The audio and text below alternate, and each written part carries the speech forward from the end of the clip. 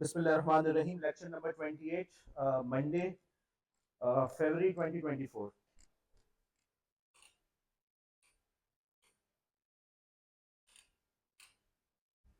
Okay, हमने class का जो हमारा आगाज था, जो टॉपिक हम इतने दिनों से पढ़ रहे हैं वो है इन्फोग्राफिक्स का, राइट? कि इन्फोग्राफिक्स हैं क्या। हमने एक बात की कि इन्फोग्राफिक्स को और डायग्राम्स को आपस में कंफ्यूज ना करें। ओके, हर डायग्राम इन्फोग्राफिक नहीं होती। इन्फोग्राफिक के अंदर हमारा जो एक मेन पॉइंट होता है कि हम पूरा का पूरा एक पैकेज होता है।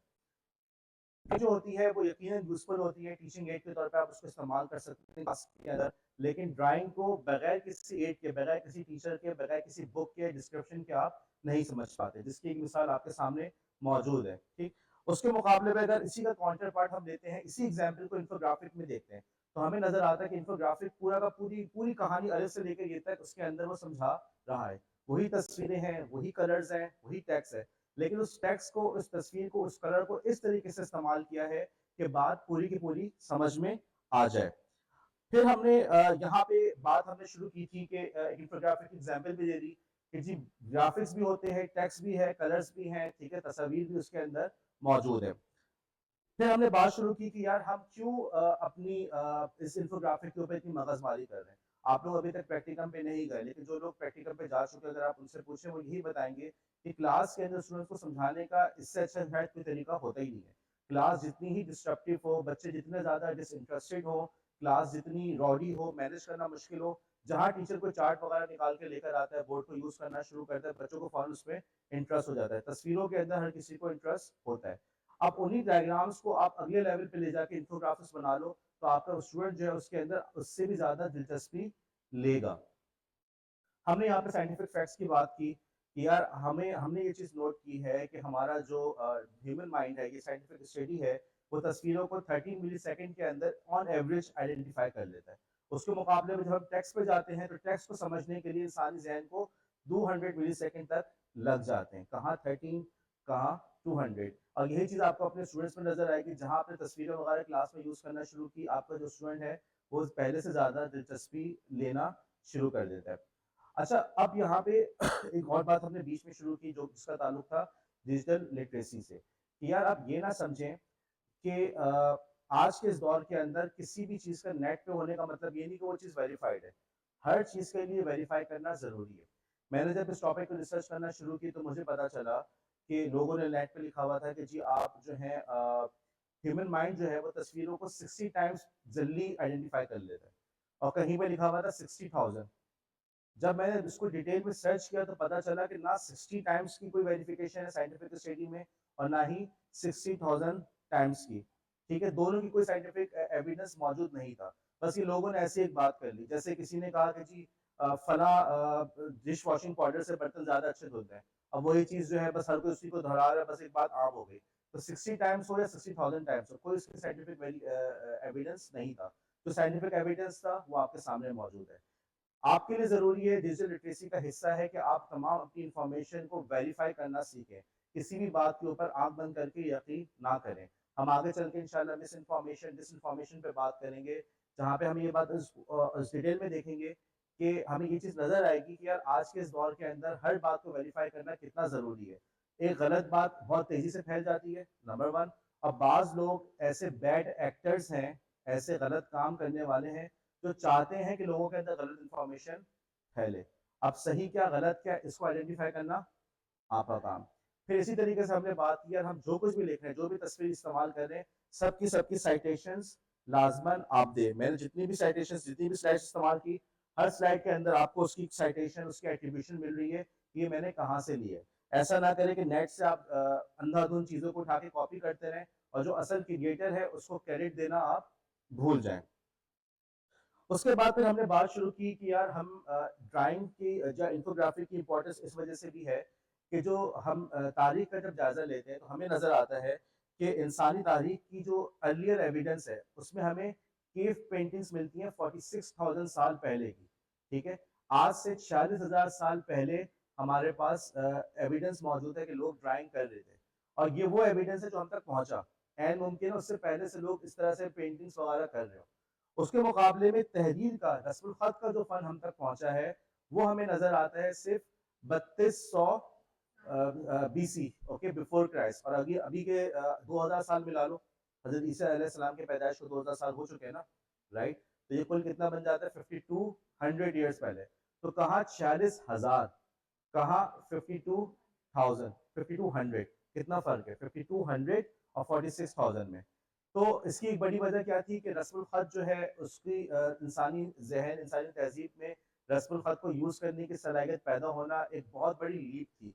ओके, इंसान के अंदर इतनी अब्स्ट्रैक्ट थिंकिंग की सलाहियत पैदा हो जाए कि वो शेप को देख के उसके जहन में आवाज आए, और उन शेप्स को मिला के, उन सिंबल्स को मिला के उसका कोई मतलब उसके जहन में बन जाए। ये अब्स्ट्रैक्ट थिंकिंग की बहुत बड़ी लीप थी, जिसको लेने में ह्यूमन सिविलाइजेशन को एक बहुत बड़ा टाइम लगा। अब मुझे बोलते हुए अच्छा नहीं लग रहा होता, क्योंकि ये चीज़ पे बगैर एडिट के यूट्यूब पे पहुंच जाएगी, तो मैं नहीं चाहता यूट्यूब पे जो भी सुने कि सुमेरा जो थी वो टेढ़ा बैठी हुई थी। अच्छा, उसके बाद हमने फिर अगले टॉपिक को शुरू किया कि जो हमारा इंफोग्राफिक का टॉपिक है वो किस तरीके से हमारे 21st सेंचुरी स्किल के फ्रेमवर्क से लिंक कर रहा है। मैंने ये बात की थी कि जो हमारा जो 21st सेंचुरी स्किल्स है वो बीज है जिससे पूरा आईसीटी का पूरा आपका दरख्त उग रहा है। आईसीटी का हर जो टॉपिक है वो आपको 21st सेंचुरी स्किल्स से रिलेट करता हुआ नजर आ रहा होगा। जब हमने इतना डिटेल डिस्कशन किया था 21st सेंचुरी स्किल में, तो हम सब ने इस बात को तस्लीम किया था कि ये एक बहुत विजनरी फ्रेमवर्क है। ये ऐसा फ्रेमवर्क है, यानी आज के इस दौर में, जब 20 साल तकरीबन गुजर चुके हैं, आज के इस दौर के अंदर, और जब उन्होंने डिजाइन किया था उस वक्त ना नेट इतना आम हुआ था, ना स्मार्टफोन था, ना सोशल मीडिया था, ना एआई थी, लेकिन उसके बावजूद वो जो चीज, मतलब वो जो उन्होंने फ्रेमवर्क डिजाइन किया, हम अभी भी फील करते हैं कि उस फ्रेमवर्क की तमाम बातें आज भी हमसे रेलिवेंट है। अब इन्फोग्राफिक्स की इंपॉर्टेंस तो सबने मान ली, सबने माना कि हाजी क्लास के अंदर अगर इन्फोग्राफिक को इस्तेमाल किया जाए तो बच्चे ज़्यादा इंटरेस्ट लेते हैं। कल्चरल डाइवर्सिटी को जो है आप उसको, उस गैप को आप फिल कर सकते हैं। आपकी क्लास के अंदर बच्चे जो हैं मुख्तलिफ बैकग्राउंड के हैं, ठीक है, डिफरेंट कल्चर से बिलोंग करते हैं, और बात सिर्फ कल्चर की नहीं, घर का माहौल भी डिफरेंट है, राइट? लेकिन इन तमाम चीज़ों के बावजूद तस्वीर या रंग जो है वो हर किसी को अपील करता है। बच्चा किसी भी बैकग्राउंड का होगा, लेकिन वो आपकी जो इन्फोग्राफिक होगा उसके अंदर वो इंटरेस्ट ले रहा होगा। हमने बात की कि बच्चों को समझाना आसान हो जाता है, ठीक। अब ये चीज, ये जो स्किल है जिसकी इंपॉर्टेंस मैं और आप मान रहे हैं कि 21st सेंचुरी स्किल फ्रेमवर्क में कैसे लिंक हो रहा है, एक चीज सुमैया क्या थी, कैसे लिंक कर रहा है इन्फोग्राफिक्स का जो टॉपिक है या जो हमारा ये स्किल है कि 21st सेंचुरी स्किल के कौन से स्किल्स, इस फ्रेमवर्क के कौन से स्किल से लिंक कर रहा है, पूरा बोलो। डिजिटल लिटरेसी, ऑब्वियस सी बात है, हम काम कर रहे हैं draw.io में, कैनवा में, सारे डिजिटल टूल्स को यूज कर रहे हैं। गौर करें तो शायद इन्फोग्राफिक्स का रुझान पैदा भी इसी वक्त हुआ जब डिजिटल मीडिया आम हो गया, क्योंकि इससे पहले चीजों को ड्राइंग करना ही बड़ी बात होती थी। जब ड्राइंग वाला जमाना था उसके वक्त इन्फोग्राफिक्स को बनाना इतना आसान नहीं था। जब डिजिटल डिजाइनिंग के टूल्स हमारे आम होते चले गए, तो शायद उसी वक्त हमारे पास इन्फोग्राफिक्स का रुझान पैदा हुआ और हमने इन्फोग्राफिक्स वगैरह बनाना शुरू किए। और कौन सा स्किल था जी आसफा? कम्युनिकेशन, ऑब्वियस सी बात है, हम अपने ख्यालात को, अपनी सोच को कैसे कम्युनिकेट करें। इतने दिनों से हम लोग बात कर रहे थे 2D टाइप्स ऑफ शेप के ऊपर, 2D 3D, तो अब उस शेप को अपने बच्चों तक कैसे समझाना, ये कम्युनिकेशन का स्किल है जिसका ताल्लुक इन्फोग्राफिक्स से है। ठीक है, और बताओ। ठीक है, क्रिएटिविटी बिल्कुल ऑब्वियस है, और ठीक है, देखो क्रिएटिविटी तो बिल्कुल ऑब्वियस है। अब हम बात करते हैं कि क्रिटिकल थिंकिंग का इससे क्या ताल्लुक है। देखो, क्रिटिकल थिंकिंग का मतलब सिर्फ ये नहीं है कि किसी स्टैब्लिश बात को आपने चैलेंज कर लिया, जो हमने एग्जांपल्स दी थी, लेकिन क्रिटिकल थिंकिंग सिर्फ यहाँ तक महदूद नहीं है। किसी स्टैब्लिश बात को आपने सिर्फ चैलेंज कर दिया, ये काफी नहीं है। क्रिटिकल थिंकिंग के अंदर बहुत सारी चीजें हो जाती हैं, चीजों को एनालाइज करना, ठीक है, उनको आप इवेलुएट कर सके, ठीक, मुख्तलिफ चीजों को क्रिटिसाइज कर सके, उसको देख के डिसीजन ले सके कौन सी चीज यहाँ पे बेहतर है, मुनासिब है, गैर मुनासिब है, इन तमाम चीजों का फैसला कर सके। आम अल्फाज में अगर हम बात करें तो मैं शायद ये कहूंगा कि सोचने की सलाहियत होना। अब आप कह सकते हैं नहीं हम तो सोचते हैं, नहीं, आप गौर करो, हम में से अक्सर लोग नहीं सोच रहे होते।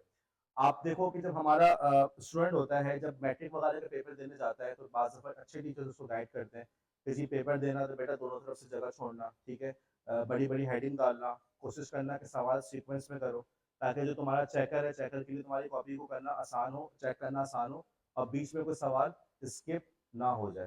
तो ऐसा नहीं होता कि टीचर ने कॉपियाँ चेक की होती है, उसको पता होता है, वो बेसिकली सोचता है, गौर करता है कि यार मैं किस तरीके से जो मेरी कॉपी है, मेरी आंसर कॉपी है, उसको मैं चेक करना आसान कर सकता हूँ, ठीक। लेकिन ये चीज़ स्टूडेंट के अंदर बाज़ दफ़ा नहीं होती। बाज़ स्टूडेंट्स को समझाना पड़ता है, भाई एप्लीकेशन लिख के दे रहे हो तो कागज़ तुम सही प्लेनली सही से काटना। ये नहीं करना कि वो टेढ़ा-मेढ़ा हाथ से कागज़ फटा हुआ है तुम वो लाके उसको दे रहे हो कि जी सर जी ये एप्लीकेशन है। उस कागज़ को सही से फ़ोल्ड करके देना, राइट? ये चीज़ें हमें बाज़ दफ़ा बाज़ बच्चों को कम्युनिकेट करना, उनको समझाना पड़ता है। इससे हमें ये पता चला कि हर बच्चा सोच नहीं रहा होता। ईमेल की मिसाल है, हर सेमेस्टर के अंदर जब हम ईमेल स्टार्ट करते हैं, तो मैंने ये देखा है कि बाज़ स्टूडेंट्स ऐसे होते हैं जो बगैर कहे सोच समझ के पूरा ईमेल लिखते हैं। उसमें सब चीज़ें पहले से लिख देते हैं। कि जी मैं इस क्लास को बिलोंग करता हूँ, मेरा ये सीट नंबर है, वो खुद सोचते हैं कि यार जब हम सर को ईमेल कर रहे हैं तो सर को क्या पता मैं कौन हूँ, तो मैं पूरा तारुफ करा दूँ। देखो वही वाली बात सोचने की सलाहियत का होना। अब हम जब इन्फोग्राफिक डिज़ाइन कर रहे हैं, तो इन्फोग्राफिक को डिज़ाइन करते वक़्त आप देख सकते हैं कि हम क्रिटिकल थिंकिंग कर ही तो रहे होते हैं। सोचे समझे बगैर बना सकते हैं। हमने बात की कि यार हमने let's say shapes types of shape का हमने इन्फोग्राफिक बनाया। तो क्या हमने नहीं सोचा कि यार उसको हम पहले बेसिकली हम 2D 3D में स्प्लिट कर लें? सोचा ना हमने? फिर जब 2D 3D में स्प्लिट कर लें तो फिर हमने एक और बात सोची कि यार सिर्फ़ शेप का नाम ना लिखो, बल्कि जैसे स्क्वायर है तो स्क्वायर की तस्वीर लेकर आ जाओ, ठीक है? हमने बात की कि यार कलर्स डिफरेंट हो। हमने बात की फ़ॉन्ट्स ऐसे हो कि जो बच्चों को नज़र आ जाएँ। हमने एक और चीज़ की जो हमारे यहाँ अच्छे डिज़ाइनर्स थे जिन्होंने हमारे अच्छा इन्फोग्राफिक डिज़ाइन किया, उन्होंने लाइन्स के शेप को बोल्ड कर दिया ताकि देखना समझना आसान हो। तो देखो वो चीज़ों को एनालाइज़ कर रहे हैं, नहीं कर रहे? डिफरेंट चीज़ों को एनालाइज़ कर रहे हैं, उसको इवैल्यूएट कर रहे हैं, डिफरेंट इन्फॉर्मेशन को मिला के एक नई चीज़ बना रहे हैं। तो अच्छे इन्फोग्राफिक बनाने के लिए क्रिटिकल थिंकिंग का होना ज़रूरी है। अगली क्लासेस के अंदर हम बात करेंगे कि अच्छा इन्फोग्राफिक कैसे बनता है। अगर आप गौर करो लेट्स से हम एक मैसेज देना चाहते हैं बच्चों को, ठीक है? और मैसेज ये है कि नाकामी से मायूस नहीं होना चाहिए, मुस्तकिल कोशिश करते रहो तो ज़िंदगी में कामयाबी मिल जाती है। एक नाकामी से ये ना समझो कि ज़िंदगी ख़त्म हो गई। एग्री करते हैं? बात समझ में आती है? इन्फोग्राफिक में क्या बनाओगे? बात समझ में आई? अब तुम देखो, बात सब तुम लोगों को समझ में आ रही है, लेकिन जब उसको इन्फोग्राफिक बनाने की बात की जा रही है, क्रिटिकल थिंकिंग इस्तेमाल हो रही नहीं हो रही? किस तरह से तुम इस मैसेज को कन्वे करोगे? मैंने कहा कि मैं बनाता हूँ मुग़ल बादशाह बाबर की एग्ज़ाम्पल देता हूँ। बाबर आया, बाबर जंग हार गया, फिर दोबारा कोशिश की, इवेंचुअली कामयाब हुआ और एक बहुत बड़ी सल्तनत की उसने बुनियाद रखी, राइट? ठीक है जी, ये मोटिवेशन की एग्ज़ाम्पल हो गई कि आदमी जो है कंसिस्टेंटली एफर्ट्स लगाता रहे। लेकिन क्रिटिकल थिंकिंग इस्तेमाल की। देखो ये जो स्टूडेंट्स हैं, वो शायद समझ ना सकें। वो बोलेंगे सर पहले ये तो बताओ बाबर कौन था? कि मुग़ल हुकूमत क्या थी? हमने क्या करना उसका? क्या बच्चे इस मैसेज से लिंक कर सकेंगे अपने आप को? नहीं कर सकेंगे। डिफरेंट इन्फॉर्मेशन जो थी मेरे पास उसको मैंने यूज़ किया, ठीक है?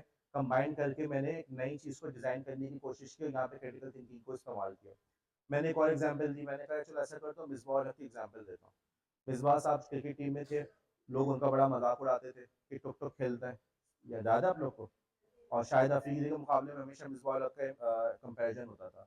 लेकिन इवेंचुअली मिसबाह उल हक साहब क्रिकेट टीम के एक बहुत सक्सेसफुल कैप्टन रहे और पाकिस्तान के अंदर जो टी20 के भी कैप्टन रहे, राइट? जो बंदा टुक-टुक खेलता था जिस पे इल्ज़ाम था वो टी20 का भी कैप्टन रहा और गालिबन जो पाकिस्तान में पहला पीएसएल हुआ था उसमें मिसबाह उल हक की टीम जीती थी, इस्लामाबाद यूनाइटेड, जो मुझे याद पड़ रहा है, राइट? तो ये एग्ज़ाम्पल मैं दे सकता हूँ बच्चों को कि भाई अगर वो मिसबाह उल हक घबरा जाता, परेशान होके छोड़ देते यार लोग तो मेरा मज़ाक उड़ाते हैं बस मैं नहीं क्रिकेट खेल रहा, क्या उसको सक्सेस मिलती? देखो मैंने अपनी पुरानी इन्फॉर्मेशन को सिंथेसाइज़ किया, उसको देख के मैंने फैसला किया मैं इस पे इन्फोग्राफिक बना सकता हूँ।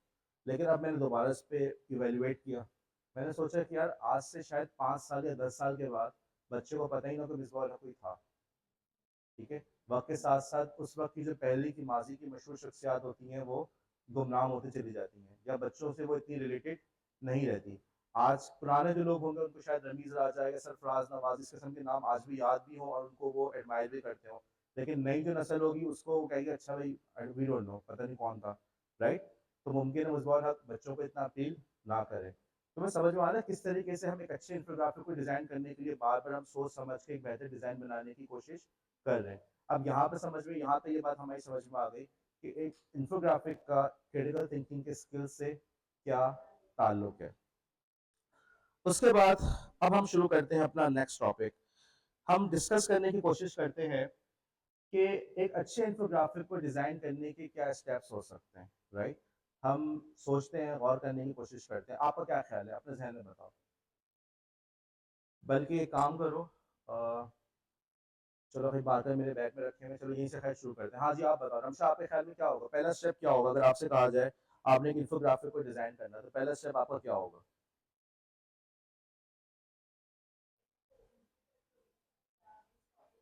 ओके ठीक है, टॉपिक। अच्छा रमशा मोबाइल में नोट करो, फिलहाल मोबाइल पे नोट करो जल्दी से। पहला टॉपिक, पहले चीज क्या होगी, उन्होंने टॉपिक डिसाइड करना है, ठीक है ओके जी। अगला टॉपिक सिद्रा, अगला स्टेप क्या होगा?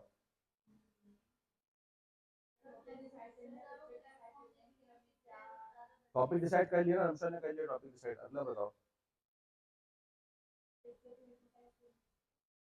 मजा नहीं आ रहा सही। जुबिया,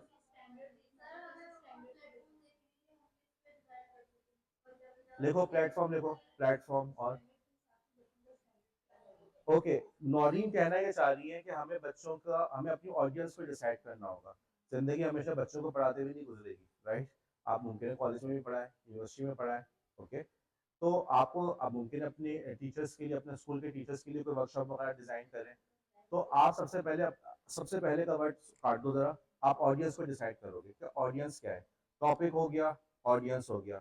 जोबिया ने कहा कि हम प्लेटफॉर्म डिसाइड करेंगे किस टूल को यूज करना है, लेकिन चलो मैं आगे चलता हूँ, और आगे बताएं जी शाइस्ता।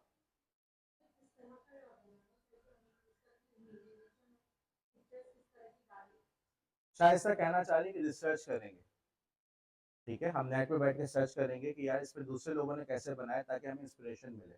ओके, हर क्रिएटिव काम की बुनियाद किसी और के वर्क पर होती है। ओके, हम चीज़ों को रिमिक्स करके कोई नई चीज़ लेकर आते हैं जी। फातिमा,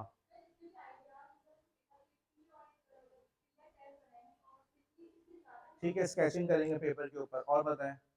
सुमेरा, रिसर्च में आ गया ना। उमा,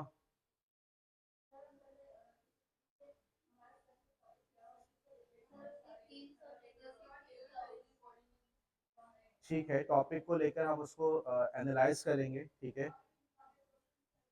ओके गुड, लिखो। तो ओवरऑल अच्छा रिस्पॉन्स है। बेसिकली सबसे पहले आपने काम करते वक्त आपने सबसे पहले टॉपिक को एनालाइज किया कि यार हम किस टॉपिक पे बनाना चाह रहे हैं, और टॉपिक डिजाइन करने के बाद आपके पास उसका कंटेंट हो, और उस कंटेंट को ढूंढने के लिए आपने रिसर्च की। रिसर्च के अंदर सिर्फ ये नहीं कि हमने दूसरों की डिजाइन को देखा, हमने अपना भी देखा कि यार हमने कंटेंट कलेक्ट किया कि इसके ऊपर किस किन एस्पेक्ट से बात की जा सकती है। हमने अपनी ऑडियंस को देखा, और अपनी ऑडियंस को देख के हमने जज किया कि यार हम इस टॉपिक को किस तरीके से प्रेजेंट कर सकते हैं। हमने शुरू में हमने हार्ट की एग्जांपल दी थी, ठीक है। अब इवन दो ये एक इंफोग्राफिक है, लेकिन शायद बच्चों को इस इंफोग्राफिक के अंदर इंटरेस्ट ना हो, इसीलिए आपको नजर आएगा कि जो बच्चों की ज्यादा किताबें होती है उन सब के अंदर उन्होंने तस्वीरों को, कार्टून्स को यूज किया हुआ होता है, सही। तो हमने देखना है कि हमारी ऑडियंस क्या है। ये एक मैट्रिक के बच्चे के लिए इंफोग्राफिक यूजफुल है, लेकिन हमारी क्लास एलिमेंट्री के बच्चे, इवन सेकेंडरी के बच्चे को भी इसमें इंटरेस्ट शायद ना हो। इसके अलावा फिर हमने जैसे कि बात की कि हमें ये डिसाइड करना है कि इस कंटेंट को हमने प्रेजेंट किस तरीके से करना है। हमने अपने जो हमारे लोग हैं उनको हमने किस तरह से कंटेंट प्रेजेंट करना है, दिखाने कंटेंट के दिखाने का तरीका क्या कर सकते हैं। अब जोबिया ने कहा कि हम टूल डिसाइड करेंगे। मेरे ख्याल में बेसिकली हम डिज़ाइन करते हैं, और फिर डिज़ाइन की रोशनी में हम देखते हैं कि इसके लिए कौन सा टूल अप्रोप्रिएट है, ठीक है। ये नहीं होता कि टूल की वजह से हम डिज़ाइन कर रहे हो, समझ रहे हो बात को, कि यार मैं ये वाला टूल यूज करूंगा तो मेरा डिजाइन भी उसी के हिसाब से करना है। हम आपको डिफरेंट टूल्स का एक्सपोजर दे रहे हैं, यहाँ पे ड्रॉ डॉट आईओ की हम बात कर चुके हैं, इंशाल्लाह आज हम कैनवा पे भी बात कर रहे हैं, कैनवा के भी डेमो होगा 2-3 दिन तक। तो बुनियादी तौर पे आपके ऊपर है कि आप खुद डिसाइड करोगे कि मेरी इमेज के लिए, मेरे काम के लिए, मेरे इंफोग्राफिक के लिए कौन सा टूल ज़्यादा सुटेबल है। Steps for designing a good infographic, वो कौन से स्टेप होते हैं जिसकी वजह से हम एक अच्छा इंफोग्राफिक बना सकते हैं। अब देखो लेट्स से अगर तुम इस स्लाइड पे भी गौर करो, जब मैं अपनी क्लास को, लेक्चर को डिजाइन कर रहा था, तो मेरे पास भी एक चैलेंज था कि मैं किस तरीके से अपने टॉपिक को प्रेजेंट कर सकता हूँ, राइट। अब मेरे पास एक तरीका, सबसे पहले तो मैंने देखा, सोचा कि यार कौन से स्टेप्स होते हैं जिसकी मदद से एक अच्छा इंफोग्राफिक बन सकता है, नंबर वन।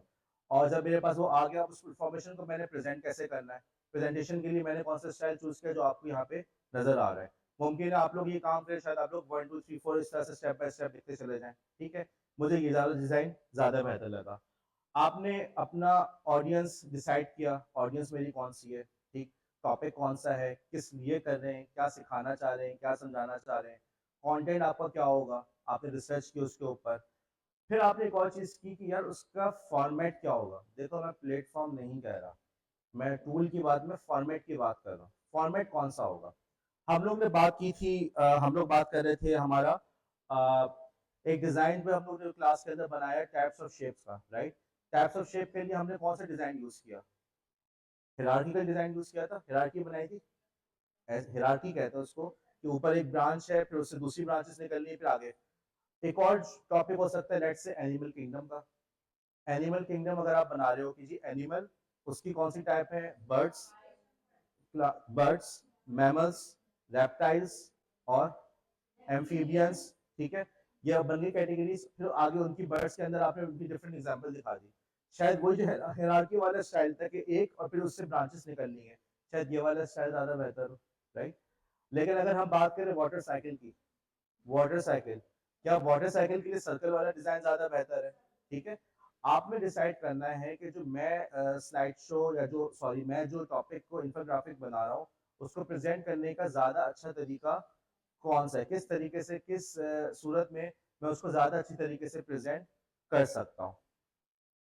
अब आगे बढ़ने से पहले, ठीक है, इसके बाद भी मेरी एक स्लाइड है जिसमें मैंने यही बात की है कि और क्या क्या चीजें होती हैं। अभी हम बात करते हैं, वापस चलते हैं जरा सा अपने इस टूल के ऊपर। ओके, हम एक किसी टॉपिक को डिजाइन करने की कोशिश करते हैं इस उम्मीद के साथ कि जब हम एक एक्सपेरिमेंट कर रहे होंगे तो शायद चीजें ज्यादा समझ में आ जाए।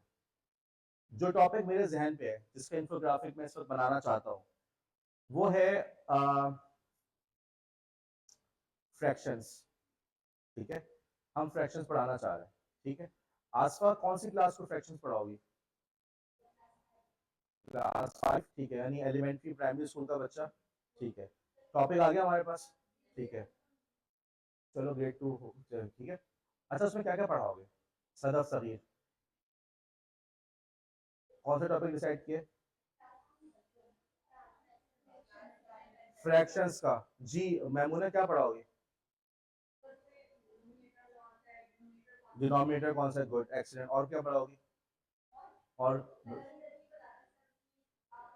किस चीज में कलर करते हैं, सर्कल लिया, सर्कल में कलर कर दिया, ठीक है।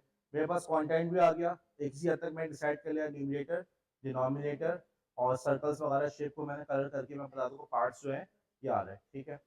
मेरे ख्याल में इतना काफ़ी क्लास प्राइमरी के बच्चे के लिए फिलहाल इतना काफ़ी है, ठीक है। इसको मैं किस तरह से प्रेजेंट करूँ, मेरा लेआउट कौन सा होगा। ओके, अभी हम बात कर रहे थे हिरार्की है फॉर एग्जांपल, तो हिरार्की बनाएंगे या सर्कल बना सर्कुलर शेप में बनाएंगे, कौन सा लेआउट आपके ख्याल में आपको सुटेबल लग रहा है, कंपैरिजन लेआउट, सीक्वेंशियल लेआउट, कौन सा लेआउट बेहतर लग रहा है। फ्रैक्शन में वाटर साइकिल, क्या ख्याल है। देखो चैनल समझ में आ रहा है, तुमने फ्रैक्शन बताना है तो फ्रैक्शन तुम कैसे बताओगे। ओके, अब मैं बता रहा हूँ, ठीक, जरूरी नहीं कि आप इन्हीं लेआउट का यूज कर रहे हो। मुझे तो ज्यादा अच्छा लेआउट लग रहा है, स्लाइड शो ज्यादा अच्छा लग रहा है। मैं स्लाइड बनाता हूँ, पहली स्लाइड के ऊपर मैं बताऊंगा कि जी ये हमारा न्यूमरेटर है, डिनोमिनेटर है। अगली स्लाइड के अंदर मैं उन तस्वीरों को, तो जो आपने वैसे बताया कि सर्कल को हम कलर करके हम दिखाएंगे, हम फ्रैक्शंस बताएंगे, ठीक है। 1/2, 3/4, 1/4, इस तरह 1/3 इस तरह से दिखाएंगे। आगे चल के हम कुछ कॉम्प्लेक्स शेप्स दिखा देंगे और बच्चे से बोलेंगे खुद बताओ, हर स्लाइड पे दिखा रहे हो उसको, क्या ख्याल है, सही है। अच्छा, लेआउट के अंदर एक और बात आई कि अगर बड़ा बच्चा होता या लेट्स से एडल्ट लिटरेसी की बात कर रहे होते, तालीम बालगा की बात कर रहे होते, तो शायद हम ये मेथड यूज करते कि एक ही इंफोग्राफिक पे सारे फ्रैक्शंस की एग्जांपल्स। लेकिन बच्चा जो है ओवरवेल्म फील करेगा, ठीक है, वो फील करेगा इतनी सारी चीजें एक साथ, वो कंफ्यूज हो जाएगा, उसका दिमाग ही ऑफ हो जाएगा। तो हम ऐसा करते हैं कि हर एक स्लाइड के ऊपर हम एक चीज दिखाएंगे, ठीक है। कंटेंट डिसाइड हो गया हमारा, ठीक है, लेआउट भी जहन में आ गया। अब हम उसको बनाना शुरू करते हैं। मैं इसको बनाता हूँ अब कैनवा के ऊपर। ओके, देखो ड्रॉ डॉट आयो के जितने फीचर्स थे ना, हमने मैं ये नहीं कह सकता कि मैंने ड्रॉ डॉट आयो के सारे फीचर्स पढ़ा दिए, ना मेरा मकसद है। मेरा मकसद आप लोग को इंट्रोड्यूस करवाना है, आगे उस चीज़ को समझना और समझ के उसको यूज करना ही आप लोग का काम है। इसी तरीके से आज हम अगली 2 से 3 क्लासेस के अंदर हम कैनवा को कवर करेंगे। और कैनवा के जो मोटी मोटी फीचर्स हैं, मोटी मोटी बातें, उसको हम कवर कर लेंगे। बाकी उसको एक्सप्लोर करना आप लोग का काम है। अब मैं वहाँ पे बैठ के डेमोन्स्ट्रेशन देता हूँ, लेट्स सी। ओके, अब हम बात शुरू करते हैं कैनवा के ऊपर। कैनवा और ड्रॉ डॉट आईओ के अंदर सबसे पहला फर्क जो आपको नजर आएगा कि ड्रॉ डॉट आईओ को यूज करने के लिए आपको किसी किस्म का अकाउंट बनाने की जरूरत नहीं थी। और मुझे इसकी सबसे अच्छी चीज हमेशा से यही लगी है। जब भी हमें कोई चेंजेस करने पड़े, कुछ डिजाइन करना पड़ा, जैसे मैंने बताया था कि जी मेरा वाइवा चल रहा था, मुझे चाहने की मैसेज मिला कि आपने अपनी फला डायग्राम को ऐड करना है, मैंने खटाखट ड्रॉ डॉट आईओ पे काम करके उसको शो कर दिया। कैनवा या इस किस्म के टूल्स को यूज करने के लिए हमेशा उसके अंदर हमें अकाउंट कम अज कम बनाना पड़ता है। ये तो है पहली बात। दूसरा, अब आप कह सकते हैं सर हम फोटोशॉप पे क्यों नहीं काम कर रहे या इलस्ट्रेटर पे काम क्यों नहीं कर रहे। और अगर आप लोग सोशल मीडिया पे ज़्यादा वक्त गुजारेंगे और डिज़ाइनिंग की चीज़ें देखेंगे तो आपको ऐसे ट्यूटोरियल्स या ऐसे मैसेजेस मिलेंगे लोगों के जो कह रहे होंगे कि जी फेसबुक ज़्यादा बेहतर है या इलस्ट्रेटर ज़्यादा बेहतर है कैनवा से। देखो बात उनकी इस एतबार से सही है कि ये फोटोशॉप हो, इलस्ट्रेटर प्रोफेशनल टूल्स हैं। प्रोफेशनल्स इन टूल्स को यूज़ करते रहे हैं, आज भी कर रहे हैं। उनके मुकाबले में कैनवा इतना पावरफुल आपको महसूस नहीं होगा। लेकिन आप यूँ समझ लें कि जो अक्सर काम एक आम आदमी को करने पड़ते हैं ना, वो सारे के सारे काम कैनवा हैंडल कर रहा है। ठीक है? समझ रहे हैं? यानी आपको जितनी भी ज़रूरत पड़ेगी, आपने कहा कि सर हमें यूट्यूब का थंबनेल बनाना है, यूट्यूब का थंबनेल भी बन जाता है। आपने कहा कि जी मुझे जो है अपने यूट्यूब का चैनल का कवर इमेज बनाना है, वो भी बन जाता है। आपने कहा मुझे इंस्टाग्राम का अपना प्रोफाइल पिक्चर बनानी है, वो भी कैनवा में। आपने कहा मुझे स्लाइड शो बनाना है, वो भी कैनवा के अंदर। इवन बैनर्स तक आपने डिजाइन करने वो सब के सब कैनवा के अंदर हो जाते हैं। बहुत एडवांस काम ऐसे होते हैं, जैसे कि कहा बीच में कि वीडियो भी बन जाती है, बिल्कुल वीडियो भी बन जाती है। बहुत शुक्रिया मुझे बताने का। कार्ड्स भी बन जाते हैं, सीडी भी बन जाती है, प्रेजेंटेशन भी बन जाती है, वीडियो भी बन जाती है। और बताएं, ठीक है मैं आगे बढ़ूँ। तो ये सारे के सारे काम कैनवा में हो जाते हैं। एक आम आदमी को जितनी चीज़ों की ज़रूरत है वो कैनवा में हो रही है, नंबर वन। दूसरा एक बहुत बड़ा एडवांटेज ये है कि उन्होंने, जैसे लेट्स से आप फोटोशॉप पे काम कर रहे हैं, आपने कहा कि बैकग्राउंड के अंदर फला तस्वीर होनी चाहिए, ठीक है। अब आपने क्या किया, उसके लिए नेट पे जाके आपने सर्च किया। याद है हमने बात की, ब्लॉगिंग की बात कर रहे थे, तो हमने आपको पिक्साबे और पिक्स मैप और इस किस्म की अनस्प्लैश दूसरी वेबसाइट बताई थी, जहाँ पे अपना रेलिवेंट इमेज आप ढूंढ सकते हैं। सुमैया को देखो, क्या हुआ सुमैया, वहाँ क्या देख रही हो। तो आप जो है इस किस्म की चीज़ों के लिए आपको डिफरेंट वेबसाइट्स पे जाके रेलिवेंट इमेजेस को ढूंढना पड़ रहा है। आपने फोटोशॉप पे काम कर लिया, आपने अपना रेलिवेंट इमेज ढूंढा, मिल गया आपको। मिला, आपने उसको सर्च किया, पता चला कि जी उसके लिए तो आपको लाइसेंस की फीस देनी पड़ रही है, वरना लाइसेंसिंग फीस ना दो तो वाटरमार्क आ रहा है, राइट। आपने कहा कि जी मुझे जो है फला गूगल कोई मैं फला एप्लीकेशन का आइकॉन चाहिए, ठीक है, लेकिन आइकॉन के लिए आपको दूसरी वेबसाइट पे जाके सर्च करना पड़ रहा है। कैनवा का सबसे बड़ा एडवांटेज ये है कि उन्होंने तकरीबन हर चीज को, तमाम की तमाम चीजों को उन्होंने कैनवा में डाल के अब उसी एक पूरा का पूरा पैकेज दे दिया है। आपको इमेजेस चाहिए, कैनवा के अंदर मौजूद है। ऑडियो डालनी है, कैनवा में मौजूद है। आपको वीडियो क्लिप चाहिए, कैनवा में मौजूद है। आपको क्लिप आर्ट चाहिए, कैनवा में मौजूद है। आपको शेप्स बनाने, कैनवा में मौजूद है। कैनवा की ये वो स्ट्रेंथ है जो फोटोशॉप वगैरह में मौजूद नहीं है। वो कहते हैं यार आपने हमें अकाउंट बना लिया, हमारे साथ हमसे अकाउंट बना लिया, तो हम आपको सारी की सारी चीजें प्रोवाइड कर देंगे। इसीलिए लोग इस किस्म की टूल को, कैनवा को पसंद करते हैं। कैनवा का एक बहुत बड़ा एडवांटेज उसकी टेम्पलेट्स का है। पहले से बने बनाए टेम्पलेट से आप उसको मॉडिफाई करके अपनी मर्जी की चीज उसके अंदर आप बना सकते हैं। मेरे पास जो कैनवा का अकाउंट है ये पेड अकाउंट है। अब आपने कहा सर पेड अकाउंट तो हम क्या करें। देखिए इस वक्त पाकिस्तान के अंदर कैनवा के पेड अकाउंट अराउंड 250 रुपए के मिल रहे हैं। साल भर का 250 रुपए फीस, ठीक है। पूरे साल का अकाउंट है और कितनी फीस है, 250 रुपए। तो एक महीने की कितने हुए, 20 रुपए से भी कम पड़ रहा है। ऐसा ही ना, तकरीबन 20 रुपए का लगभग पड़ जाएगा आपको। तो मेरे ख्याल में तो बहुत सस्ता सौदा है कि 250 रुपए के अंदर आपको एक प्रीमियम, एक अच्छी चीज़ की, एक प्रीमियम रिसोर्सेज जो है वो पूरे साल भर के लिए आपको मिल रहे हैं। आप लोग को मैं मशवरा दूंगा कि अगर आप लोग इन्फोग्राफिक्स में सीरियस हैं तो उसके पेड अकाउंट जो मैंने आपको बताया कि 250 रुपये में मिल सकता है, उसकी कोशिश करें, ठीक है। इसके बहुत सारी रिसोर्सेज, जैसे मैंने इमेजेस वगैरह की बात की, तो बहुत सारी ऐसी रिसोर्सेज हैं जो paid, behind the pay wall है। जब आप पे करते हो तो वो रिसोर्स आपको मिल जाती है, ठीक है। तो स्ट्रांगली रिकमेंड करूंगा कि आप लोग 250 रुपये खर्च करके इसकी पेड सर्विस लें। अब हम यहाँ पे एक अपना डिजाइन बनाना शुरू करते हैं। आपके सामने कैनवा खुला हुआ है। मैंने क्लिक किया क्रिएट अ डिज़ाइन के ऊपर। अब आपको यहाँ पे बहुत सारे ऑप्शंस नज़र आ रहे हैं, इंस्टाग्राम, ठीक है, your story, YouTube banner, presentation, ठीक है। अगर आप अपने उल्टे हाथ पे जाएँ तो उल्टे हाथ पे आपके व्हाइट बोर्ड्स, डॉक्यूमेंट्स, ठीक है, सोशल मीडिया, बहुत कुछ है। और आपको सबके अंदर देखो बने-बनाए डिज़ाइन नज़र आ रहे हैं, ठीक है, जैसे यूट्यूब के थंबनेल्स बन रहे हैं, राइट? अब आप इनमें से किसी भी थंबनेल को, किसी भी तस्वीर को यूज़ करके मॉडिफाई कर सकते हो। आपने कहा कि जैसे ये आ रहा है ना, eye catching attractive thumbnail, okay, आपने इसको क्लिक किया, कस्टमाइज़ करके अपनी मर्ज़ी का डिज़ाइन बना लिया, ठीक। और यही अगेन वही वाली बात कि कैनवा का सबसे स्ट्रॉन्ग पॉइंट ही यही है कि इसके अंदर सारे के सारे फीचर्स इसके अंदर पहले से उन्होंने बेतहाशा thousands of templates, thousands of resources पहले से रखी हुई हैं। हम चलते हैं प्रेजेंटेशन के ऊपर, हम प्रेजेंटेशन डिज़ाइन कर रहे हैं। अब हमने यहाँ पे बात की है प्रेजेंटेशन के डिफरेंट शेप्स, रेशियोज आ रहे हैं, 16:9, ठीक है, प्रेजेंटेशन मोबाइल फर्स्ट।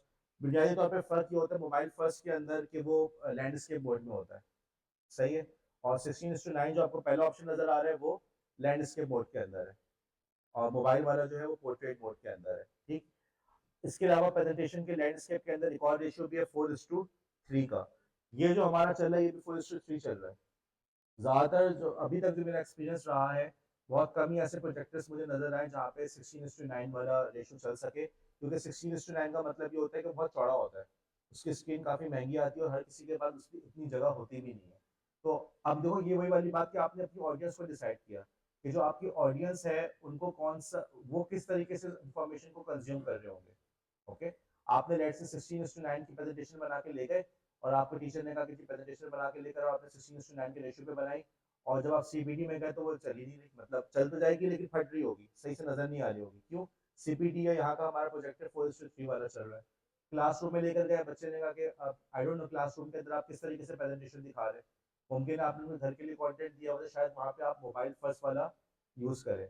तो आपके लिए जरूरी है कि इन्फोग्राफिक को डिजाइन करने से पहले ये देखने की ऑडियंस कौन सी है, और ऑडियंस आपके कंटेंट को कंज्यूम किस तरीके से करेगा, ठीक है। हम चले यहाँ पे प्रेजेंटेशन के ऊपर, मैं 4:3 वाला ले रहा हूँ।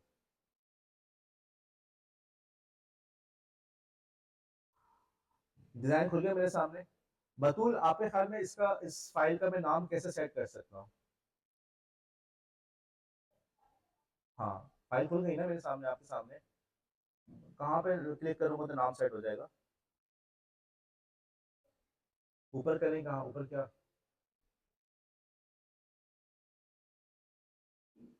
जुनैरा, फाइल के ऊपर जाके सुमैया, अनटाइटल्ड डिजाइन जो बना हुआ है, ठीक है। अब तुम देखो यही चीज मैंने ड्रॉ डॉट आयो में बताई थी। अगर आपने गूगल डॉक्स में, गूगल शीट में काम किया तो वहां पे भी यही तरीका है। आपने एक टूल को सीख लिया, उस वही इंटरफेस हर जगह इस्तेमाल हो रहा है। फाइल का नाम मैंने देखा 2025 02 24 और फ्रैक्शंस डेमो, ठीक है। अच्छा, अब एक बार फिर देखो, डिजाइन हमारा जो उसका इंटरफेस है बिल्कुल मिलता जुलता है इससे, ड्रॉ डॉट आयो से। ड्रॉ डॉट आयो में कैसे था, लेफ्ट के ऊपर पूरा टूल बॉक्स था, यहाँ पे भी लेफ्ट पे टूल बॉक्स है। अब हम सबसे पहले देखो एलिमेंट्स पे जाते हैं। एलिमेंट्स पे क्लिक किया, ये पूरी तफसील सामने आ गई। शेप्स को ऐड करना है, शेप्स ऐड कर लो। ग्राफिक्स को ऐड करना है, ग्राफिक्स को ऐड कर लो। अभी मैं शेप से शुरू करता हूँ। मैं शेप पे गया, शेप के आगे सियोल नजर आ रहा है, सियोल पे क्लिक किया। ये सारे शेप्स मेरे पास मौजूद है, तुम देख सकते हो कितने सारे शेप्स हैं, ठीक है। क्लाउड शेप भी आ रहा है, हेक्सागोन और हार्ट शेप और रोम्बस और पैराग्राम वगैरह वगैरह। लेट से मैंने हमने फ्रैक्शन की बात करी थी ना, हम सर्कल से शुरू करते हैं। वही वाली बात, क्लिक करो, बीच में आ गया। कलर चेंज करना है, अब देखो ड्रॉ डॉट आयो में क्या था कि जो उस टूल की, उस एलिमेंट की जो रिलेटेड प्रॉपर्टी थी वो कहाँ थी, सीधे हाथ पे। इसमें कहाँ पे आ रही है, ऊपर आ रही है। यहाँ पे गए कलर, कलर पे क्लिक किया, मैंने कलर चेंज कर दिया। मैंने कहा जी मेरे स्टूडेंट्स को जो है पर्पल कलर या पता नहीं पिंक कौन सा कलर है, ये कलर ज्यादा पसंद आएगा, कर दिया। या लेकिन फ्रैक्शन के अंदर तो हम ये करते हैं ना, आधा कलर हो, ऐसे ही होता है ना। क्या करें, नजर आ रहा है तुम्हें यहाँ पे कोई ऑप्शन? हम शेप्स पे गए, दोबारा जाते हैं शेप्स के ऊपर। शेप्स के अंदर कोई तुम्हें ऐसा शेप नजर आ रहा है जिसकी मदद से हम ये कर सके, समझ रहे हो मेरी बात को? आधा हिस्सा कलर हो या 1/3 कलर हो, क्या करें फिर? Half circle. और बताओ, जूबिया। अच्छा, अब मैं बताता हूँ। वही वाली बात जो मैंने कहा था कि कैनवा की जो स्ट्रेंथ है कि उन्होंने हर चीज पहले से रखी हुई है। मैं बाहर निकला, शिफ्ट सर्च एलिमेंट्स आ रहे हैं, सर्च एलिमेंट्स, यहाँ सर्च करके देखो फ्रैक्शंस। हाँ जी, आ गए। अब ये वाला ऑप्शन नजर आ रहा है, देखो इसमें लिखा लिखा हुआ है ईडीयू। ये इसलिए कि मेरे पास एजुकेशनल अकाउंट है। हमने कॉलेज के लिए कैनवा का एजुकेशनल अकाउंट लिया हुआ है। हम लिमिटेड और सिलेक्टेड बच्चों को उसकी एक्सेस भी दे रहे हैं। मैं सबको उसकी एक्सेस नहीं दे सकता, कुछ एक दो टेक्निकल वजूहात हैं और मैं इसकी वजह से नहीं दे रहा। तो आप देखिएगा, आप लोग काम कर रहे हो तो मुझे पूछ लीजिएगा, मुमकिन हुआ तो मैं एक्सेस दे दूँ, मुमकिन है तो ना दूँ। लेकिन नंदीलेस यार, अगर 250 रुपये में अपने लिए कर सकते हो तो कोई इतनी बड़ी बात नहीं है। ठीक है, मेरे ख्याल में अगर 20 रुपए के अंदर महीने के 20 रुपए दे रहे हो, उसके बदले तुम्हें प्रीमियम मिल रहा है, तो कोई इतना बड़ा मसला नहीं है। ये जो ईडीयू लिखा हुआ है ना, इसका मतलब ये हुआ कि ये जो चीज अवेलेबल है प्रीमियम अकाउंट के अंदर। तो आप लोग अगर फ्री अकाउंट यूज करें शायद आपको ये चीज ना मिले। खैर, मैंने इस पर क्लिक किया, ये ऑप्शन आ गया। अब वही वाली बात, ड्रैग एंड ड्रॉप किया, मैंने ड्रैग किया, देखो कर्सर का शेप चेंज हो गया था। ठीक है, कर्सर का शेप चेंज हो गया, फिलहाल तो मैं इसको यहाँ लिख लेता हूँ। अब जो ऊपर कलर्स आ रहे हैं, इन कलर्स को बारी बारी चेंज करके देखते हैं। ब्लैक कलर को मैंने चेंज किया, लेट से मैंने इसको कर दिया ग्रीन, बॉर्डर कलर चेंज हो गया। ठीक है, मैंने क्लिक किया ऑरेंज के इस ऑरेंज कलर के ऊपर, और ऑरेंज को मैंने यहाँ पे जाके सिलेक्ट कर दिया, लेट से पिंक, पिंक आ गया। ओके, वाइट पे क्लिक किया, वाइट पे क्लिक करके मैंने ब्लैक को सिलेक्ट कर लिया, ब्लैक हो गया। इस शेप के अंदर आप डिफरेंट कलर अपने हिसाब से कलरिंग कर सकते हो। समझ रहे हो मेरी बात को? अच्छा, ये जो फ्रैक्शन है, ये जो फ्रैक्शन हमारा बना, तो ये मतलब कौन सा फ्रैक्शन बन रहा है ये? 1/2 है क्या ये? 1/4 कर लेते हैं। ठीक है, हमने बल्कि हम इसको चेंज करते हैं वापस, हम कहते हैं कि जी जो कलर तुमने बताना है वो होगा वाइट, और बॉर्डर का कलर को हम वापस कर लेते हैं ब्लैक, चीज समझ में आ जाए। ठीक है, मेरे ख्याल में बच्चों का इंटरेस्ट, ये जो पुराना वाला डिजाइन था इसको डिलीट करना है। बैक स्पेस सिलेक्ट करके बैक स्पेस की दबा दो या ट्रैश का बटन दबा दो। ठीक है, ये आगे डिजाइन आपके पास। अब किसी ने कहा कि सर चलें, ये तो हो गया आपका 1/4। ठीक है सर, 1/2 के लिए क्या करें, या 3/4 के लिए, किसी और के लिए 1/8 के लिए, 1/3 के लिए क्या करें? अब एक और चीज बता रहा हूँ, देखो अभी तक तुम लोगों को ये समझ में आ गया कि कैनवा के अंदर तमाम रिसोर्सेज मौजूद हैं। तुमने जाके एलिमेंट्स में सर्च किया, वो तुम्हें रेलिवेंट चीज दे ही देगा। ठीक है, एक फ्रैक्शन तो आ गया। अब एक और तरीका बता रहा हूँ, ये फ्रैक्शन, इसी फ्रैक्शन को चूज किया था ना हमने, इसके ये नजर आ रहा है 3 डॉट बने हुए, 3 डॉट पे क्लिक किया। ठीक है, वो क्या नीचे बता रहा है, star see more like this, add to folder report view collection. View collection में जाके देखते हैं। हाँ जी, सारे के सारे जो पॉसिबल फ्रैक्शन आपको यूज हो सकते थे उस बंदे ने पहले से बना के रखे हैं।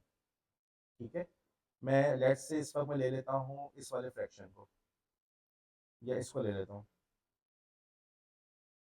ठीक है, आपकी मर्जी। अगेन, कैनवा की स्ट्रेंथ क्या हुई, तमाम की तमाम रिसोर्सेस उसके अंदर पहले से मौजूद है। यही इसी वजह से हम लोग कैनवा को पसंद करते हैं। इसीलिए मैं कहता हूँ कि टीचर्स के लिए कैनवा को सीख लेना इज मोर देन इनफ। अगर आप कैनवा को एक्सपर्ट हो जाते हैं, आपने किसी भी चीज को सर्च करना है, आप एलिमेंट में जाके सर्च कर लें, एक चीज आपको एलिमेंट मिल गई तो आप उस पर जाके उस पर क्लिक कर सकते हैं व्यू कलेक्शंस में। व्यू कलेक्शंस में उस जिन बंदे ने बनाया होगा तो उसने उसी से मिलती जुलती और भी चीजें डाली हुई होगी, वहां से आपको अपनी रेलिवेंट चीज मिल जाएगी। ठीक है, नीचे प्लस नजर आ रहा है, एड पेज, ये मेरी अगली स्लाइड हो गई। अगली स्लाइड के ऊपर लेट से मैंने ये वाला डाल दिया। ठीक है, ये हमारा क्या हो गया, 1/5। ठीक है, अगला पेज बनाया और मैंने बना दिया इसको, लेट से इसको ले लिया मैंने, ये मेरा हो गया 2/5। ठीक है, जितनी स्लाइड्स में डालना चाहो मैं डाल सकता हूँ। ठीक है, अच्छा अब हम बात करते हैं कि यार इसके अंदर ना कोई बैकग्राउंड तस्वीर डालते हैं, बैकग्राउंड कोई तस्वीर डाले। मैं गया दोबारा, मैंने इसको यहाँ से रिमूव किया, क्लियर किया, और मैं यहाँ पे सर्च करता हूँ कोई बैकग्राउंड इमेज। ठीक है, बैकग्राउंड इमेज, देखो वो ग्राफिक्स भी शो कर रहा है, वो फोटोज भी शो कर रहा है। ठीक है, चाहो तो आप वीडियोस को ऐड कर लो, आपकी मर्जी, आपको जो चीज रेलिवेंट लग रही है। अब आप इवन अगर आप चाहो आप पाकिस्तान भी सर्च कर सकते हो, पाकिस्तान, पाकिस्तान के मुतालिक ग्राफिक्स, फोटोज, देखो फोटोज में, देखो कौन कौन से आ रहे हैं। ठीक है, आपने कहा कि सर्च कर लो, आपने कहा चिल्ड्रन सर्च कर लो, चिल्ड्रन।